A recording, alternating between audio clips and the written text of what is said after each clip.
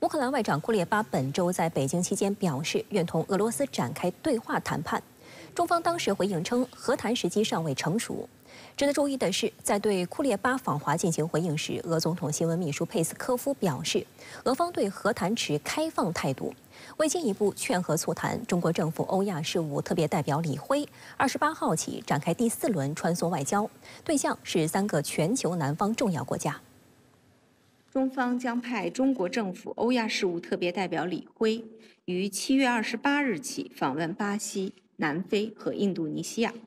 就乌克兰危机开展第4轮穿梭外交，同全球南方重要成员就当前局势及和谈进程进一步交换意见，探讨推动局势降温，为重启和谈积累条件。在26号的外交部例行记者会上，发言人毛宁表示，乌克兰危机全面升级已经近2年半时间，战事仍在延续，和谈前景还不明朗。由于冲突存在进一步升级外溢风险，国际社会特别是全球南方国家普遍对此感到忧虑，希望进一步推动局势降温。正是在此背景下，中方开始了第4轮穿梭外交。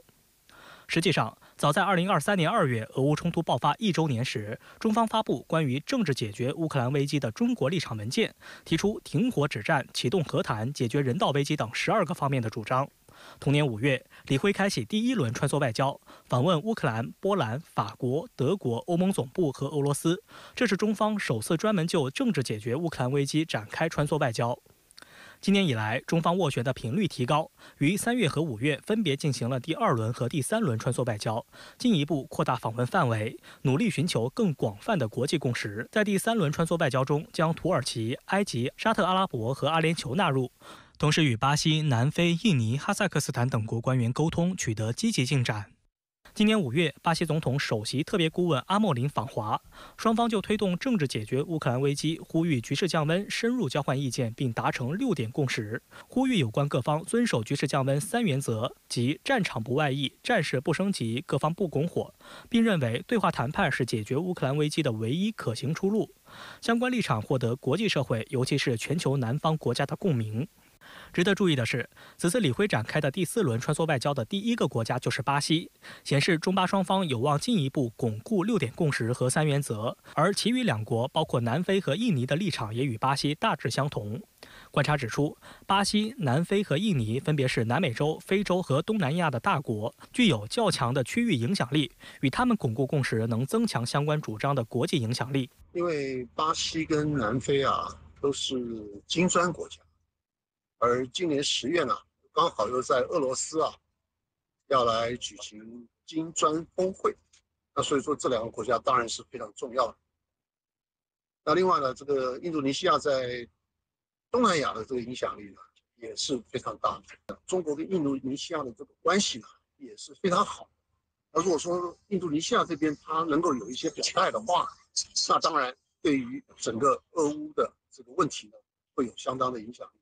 实际上，美西方过去3年的拉偏架已经导致他们实际上无法参与斡旋的事实。在法国和瑞士召开的2次所谓和平会议无疾而终就是证明。而在俄乌冲突爆发以来，全球南方国家基本保持中立，他们也正在崛起为一支影响全球治理格局的重要力量。近来越发受到美西方的重视和拉拢。例如，在6月举行的瑞士和平会议上，主办方就邀请不少全球南方国家参与，但包括巴西、南非、印尼等主要国家都没有在联合声明上签字，这也被解读为美西方在全球南方的影响力下降。本周，乌克兰外长库列巴自俄乌冲突以来首次访华，受到国际舆论高度关注。《纽约时报》刊文在报道中强调，乌外长访华表明基辅方面寻求外交途径解决战争的意愿增强。库列巴对中方表示，乌方重视中方的意见，认真研究了中国与巴西关于政治解决乌克兰危机的6点共识，并准备同俄方开展对话谈判。乌方认为，讨论俄乌问题的第2届和平峰会可由全球南方国家主办。俄罗斯总统新闻秘书佩斯科夫对此表示，俄方仍对谈判持开放态度。分析认为，这显示冲突双方都对中巴6点共识持开放态度，因此其很有可能成为未来谈判的基础。主要的呢，当然就是美国的变化，就是因为川普可能会上台，而且呢，他也曾经讲过了，他说他在胜选的第2天呢，他要结束俄乌战争。他虽然还没有上任，那他可能就会运用他跟普丁总统的交情，来处理这件事情。那这个就促使了乌克兰这边呢，他们感觉到这个情况有所变化，所以呢，他们特别到了北京，他的外长到了北京，来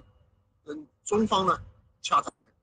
那也希望说中方呢能够出面来帮助协调这个俄乌的战争。值得注意的是，7月19号，特朗普与泽连斯基通话后，乌克兰民众厌战情绪显著上升。23号，乌克兰智库机构基辅国际社会学研究所公布的最新民调显示，同意为早日结束俄乌冲突而放弃部分领土的受访者比例，从去年5月的10%大幅上升至32%。乌克兰舆论认为，特朗普提出的24小时结束俄乌冲突的方案，包括乌方在领土问题上让步。在此背景下，甚至连乌总统泽连斯基也改变了不与俄方谈判的强硬立场。他当天呼吁尽快结束战争。此外，随着美国援乌的概率大大降低，德国也计划明年对乌军援削减1半。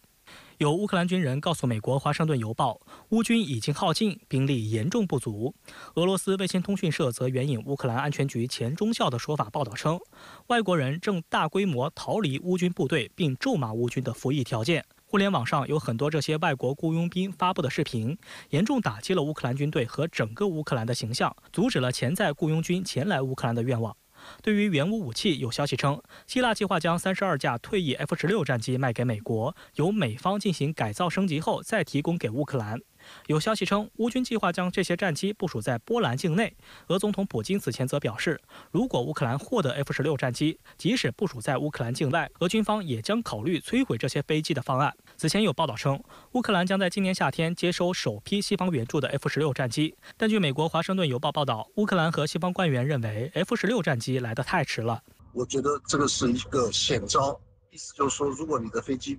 部署在波兰的话，因为波兰是北约国家，我说从波兰起飞就表示说波兰要介入这个战争了。